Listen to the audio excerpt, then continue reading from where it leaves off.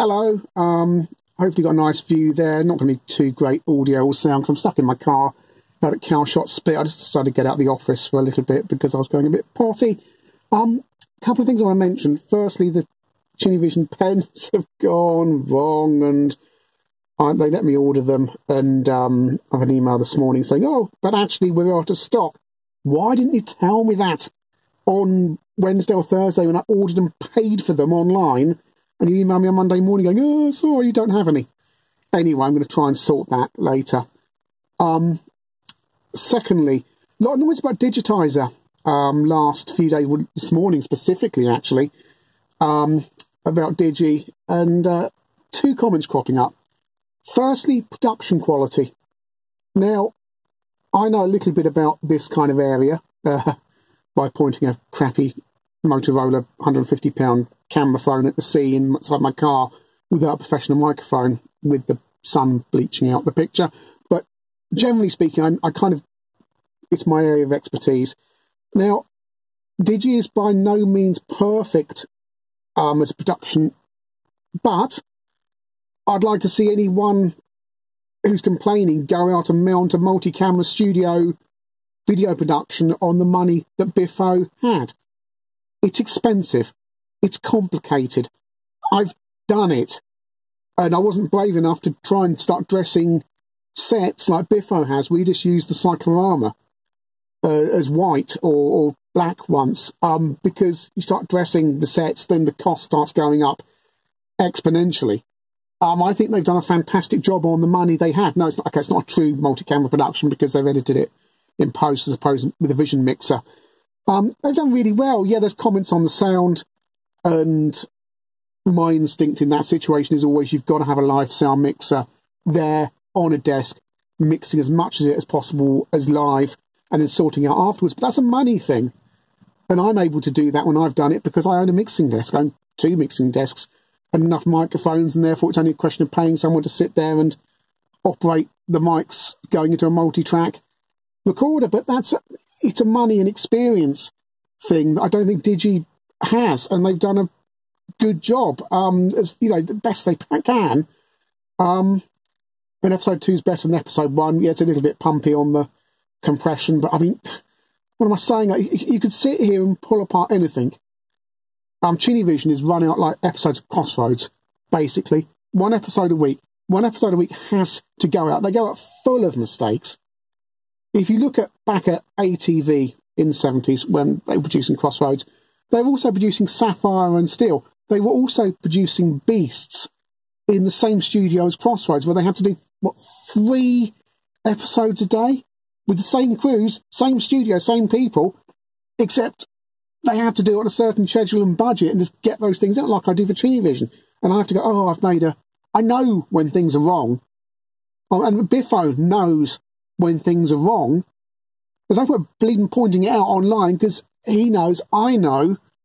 Anyone who cares about what they put out knows, but you just have at some point have to let it go. And I think they've done a great job. And as I say, as I try and... can I make that picture better? £150 phone. It was Ride over there. Can you see Ride? Ride. Power stations, Ride. We might get some birds flying. There you go, birds. Seagulls. So I think they've done a fantastic job. I'd like to see anyone else do the same on the same budget, with the same equipment, with the same amount of experience. And if you think you can do better, then go and do better. They are experimenting with a kind of conventional TV show on YouTube with a studio setup that you can't get made for TV anymore. I mean, forget Go 8-bit. It's crap. It's absolute dross. And I can't believe some people go, oh, I wanted it to be more like Go 8-bit. Go away. Oh. And, got a helicopter coming across that Coast Guard. It is the Coast Guard. You might get the Coast Guard helicopter going across shortly. So I think they've done a really good job. And no series hits the spot, or very few series hit the spot Series 1 anyway.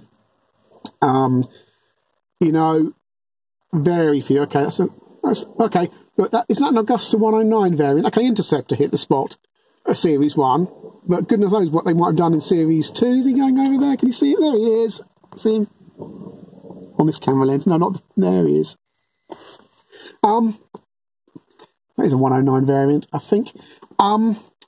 So yeah, they've done really well, and I'm really pleased for the guys involved, especially Biffo, who's put his heart and soul into this. And as they think you do better, go and do better. Secondly, the comment that comes up about Digi is and then this phrase keeps on cropping up. Some of them from the most vile people on the internet, and some of them from people I like. But it's a phrase I'm not mad keen on, but they call it a YouTube circle jerk, or YouTuber circle jerk. And I know what they mean, because the same people crop up in the same videos. It does happen, and sometimes you think, oh, really? And especially when it's a smaller guy coming on with a kind of more well-known name, and that smaller name turns out to be a complete idiot in the end. And yeah, it's nice when people want to help people out. I've turned stuff down, both to go on other videos and to have people on Chinnyrant, because it hasn't been appropriate. When I've asked people on Chinnyrant, it's because I wanted them on because they were experts. I wanted Louis Barth on because he's a top TV historian to talk about It's a Knockout, because I can't think of anyone better. He's genuinely someone who turns up on TV talking about old TV.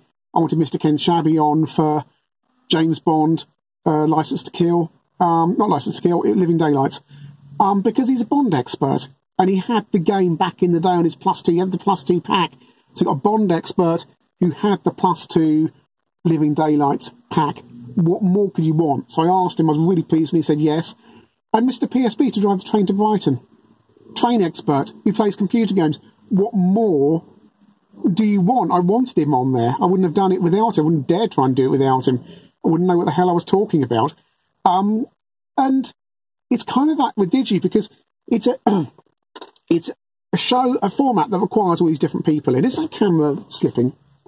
Have I moved it? Oh. Try and get a different view there. Actually, going to get a view on this crappy. Oh, I've moved it. And apologies for the sound and all this on it, because it's on my crappy phone. Now, with the format Digi's got, if I was to invite people on and to interact with him, it'd be pretty boring if it was him sitting there on his own. He needs people to bounce off. He needs experts on there. And he's got some really good people. He's got Guru Larry on there every week. Stuart Ashens was on last week and was in the blankety blank thing this week. And they're good, knowledgeable, Paul Gannon as well. All good, knowledgeable people who do great content, who genuinely played the games. It's not like these people on these shows on Channel 5 where they pretend they remember something from the 70s where they were just showing a clip 10 minutes ago and they have to react to it. We all know those shows. And we all know the YouTubers who pretend they're 8-bit gamers when they're not, when they had a few games and they did stuff, but they just steal content from other people. We all know who those people are. One of them was on Digitiser last night, but he got rather, I'm rather pro NHS myself, and I think most of those guests last night were entirely appropriate. One of them hadn't. Well, he was known to be an arsehole beforehand, but he made more of an arsehole of himself after that thing was shot. And I think Biffo rescued himself very well. I actually skipped all his bits and had to go back because I was told, go back and watch it. Because I automatically hit fast forward on when it came to him. And yeah, Biffo got out on that really well. Who else are you going to have on? They're going to get Johnny Vegas on there. You're going to get Aid Edmondson, Dawn French. Who? A bunch of nobodies on there. Okay, they might be fine, but on the other hand, you've got to try and get some audience in as well. And you hope it's like when you put blankety blank on TV. You have a mix of all sorts of personalities to bring the audience in. And yeah, you get this on TV shows as well when the production company owns the man Avalon. Is it Avalon? Where they they just put their own, they make shows and they put their own talent on all the shows. And yeah, that's a bit annoying. But I think most of that stuff last night was entirely appropriate. Most of the guests so far have been decent. I can't think of many other people who could have been on there. And it's that kind of show. And again, if you don't like it, go and make something yourself. That's what I did with YouTube. I didn't care much for what was around.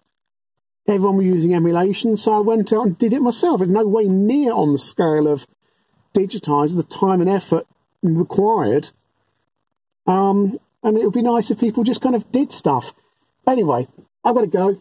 Speak to you soon, and that's my thoughts on that. Cheers.